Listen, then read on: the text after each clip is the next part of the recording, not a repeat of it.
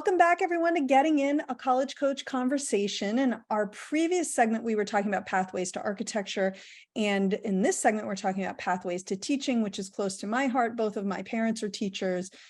So education, super important. And joining me today are my colleagues, Brian Swann, who's a former admissions officer at Carleton College, Kara Courtois, who's a former admissions officer at Barnard College. Oh, and both of them are former teachers, which is exciting. Welcome. Thank you for having us. Yeah, glad to be here. Thank you. Absolutely. All right, we've got a lot to get through and the normal segment length, and therefore we need to start firing. So my first question, and Brian, I will toss this one to you, is any preparation that you think students can or should be doing while they're in high school if teaching is something that they're interested in? That's a great question. And I think for students who have an interest in teaching, you have to, get a realistic perspective of what teaching actually is. I think a lot of the time when you envision your career as a teacher, you're going to be thinking about, I'm changing a student's life and I'm going to be the person that helps them, achieve their goals. But the reality of teaching is you're working with a lot of different challenges that students are bringing into the classroom, and the setting of where you're going to work greatly impacts that. So what you do as an elementary teacher is going to be different than what you do as a high school teacher.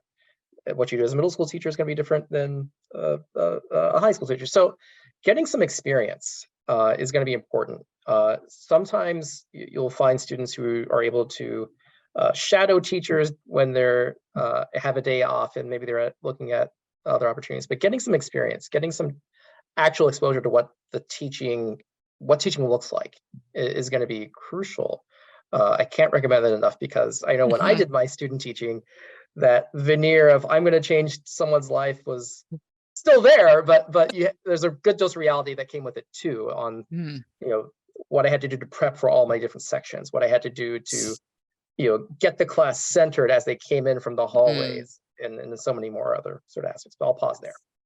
You are changing lives. I think that at the core of it you are, but I'm sure it is very difficult to maintain sight of that sometimes. Yeah. Like I say, as someone whose parents were both educators, and I have had a couple of friends who started in teaching and quickly stopped teaching, but others who I know who started teaching and really love it. And, so it's like anything, right? You have an interest in it, and it may be the thing that you do forever, and it may be the thing you do for a little bit. And either way, you probably impacted, both of you, I'm quite certain, impacted students' lives, and you may just not be aware of it. So Kara, pathways to teaching, we talk about like, oh, I want to become a teacher. Well, how do you do that? Yeah, I mean, there's a couple different pathways. Most traditional would be, I want to be an education major. So finding usually a university that has a college of education is pretty traditional. I didn't go that route, and I know a lot of teachers who have not. And so either because the school didn't have an education major, they never even thought of teaching, so did some sort of core subject as an undergrad, and then maybe went on to a master's in teaching. Some colleges have a condensed master's program combined with an undergraduate. Where I worked at Barnard College, we had more of a certificate program, and so students would have a core major within our 40 majors. They would do shadowing and a variety of things, then take the tests to be certified in teaching. So they had a lot of classroom experience, some certain number of hours, but they were a traditional BA in a core academic subject with no education major tied to there. So those are some of the key ways. And then the final would be the volunteer teaching programs, which is the route that I went, where I got a master's of arts in teaching as part of a 2-year volunteer commitment, kind of like Teach for America that some students do. I did the Alliance for Catholic Education, so we were in Catholic schools, but that can be fairly common. New York City Teaching Fellows is another one to give them a shout out. That's a good one. Right. So yeah, those are the primary areas. Was that paid for then, Kara, by your volunteer work? Did that pay for your master's? Yes, it did. Ooh, So see? I love yeah, it. and I think most of them are, quite honestly. So you don't always, like, I didn't get a full salary. We just had more of a stipend. Mhm. But some of the programs, I think you get an actual starting teacher salary in conjunction. So those are really exciting pathways to consider. Awesome. So Brian, we just heard from Kara about her pathway. Tell us a little bit about yours. Yeah, my pathway was somewhat similar to the pathway that she mentioned about how Barnard, Mhm. operates. At Carleton, you major in a subject area that's related to the field you want to teach. And so I knew I wanted to teach social studies, so I majored in sociology and anthropology.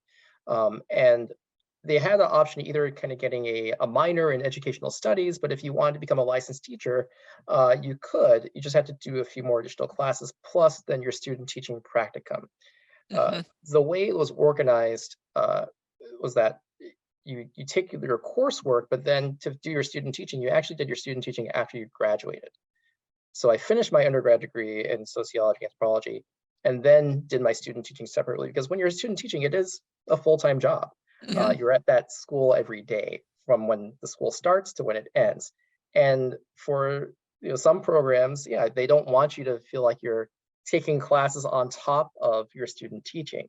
And so that's how this was organized. I would then meet with my uh, you know, advisor, occasionally, throughout the student teaching period. But really, the process was, let me really immerse and give my attention to by developing my skills as a teacher, developing my craft, getting to know the students, getting to know how to lesson plan, put that theory into practice, and that was a really valuable experience just to be Mm. able to focus on that while realizing eventually that teaching wasn't the path that I was going to take. Yeah, Right. I finished my student teaching, then jumped right into higher ed. So Got it.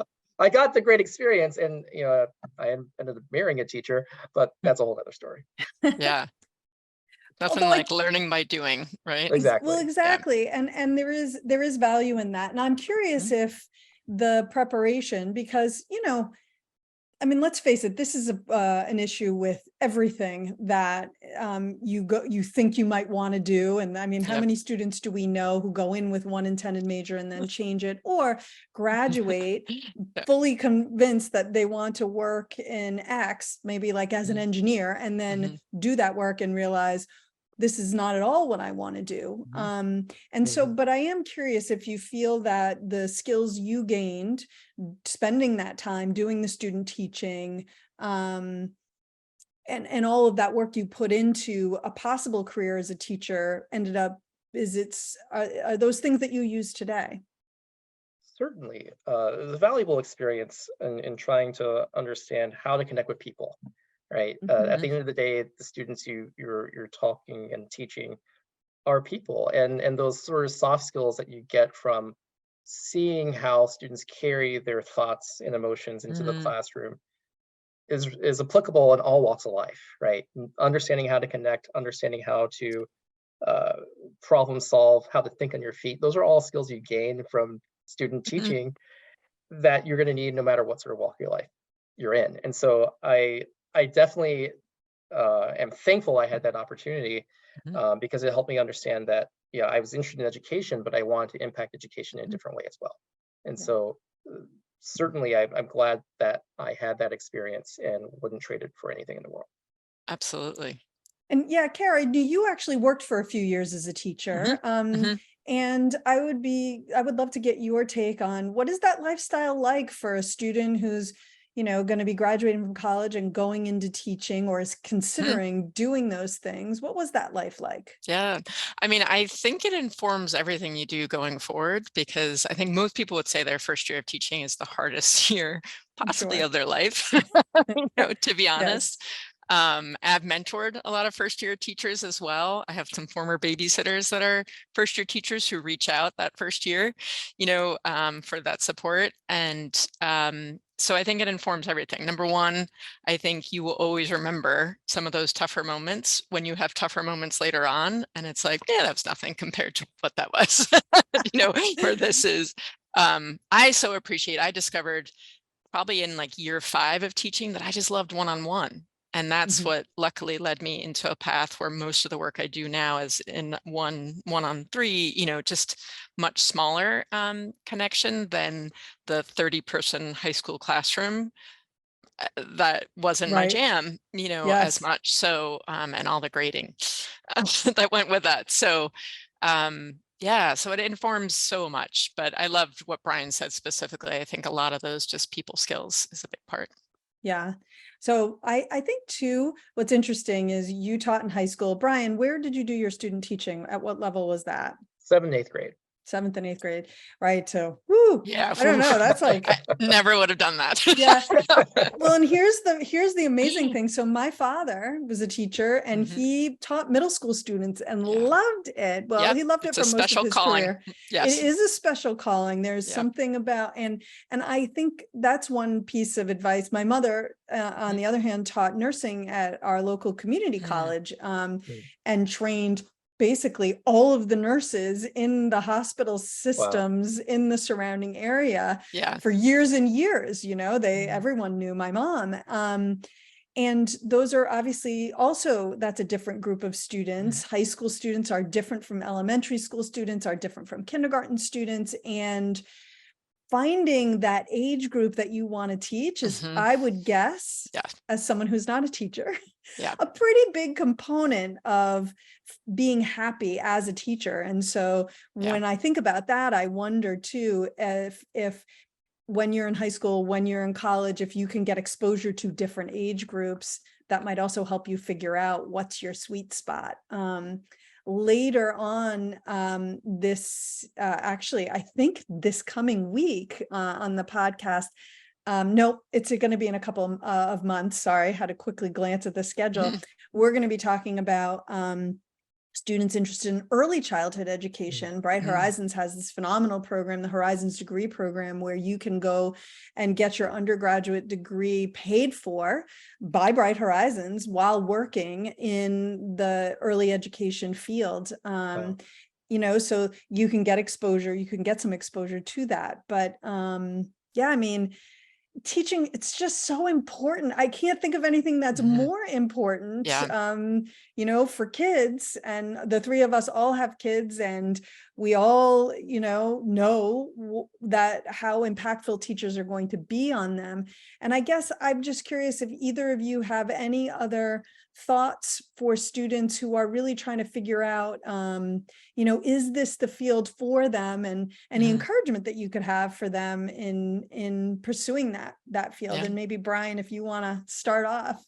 Yeah. And I didn't mean to sound so Debbie Downer earlier. It's not for everyone though, right? It isn't. But yeah, it's to teach, and to teach effectively, it's a real big commitment. And I think everyone can remember the teachers who really made a student feel invested in and special, versus the teachers who were just there and didn't really care about you. So I think if you're going to teach, you've got to really be willing to commit.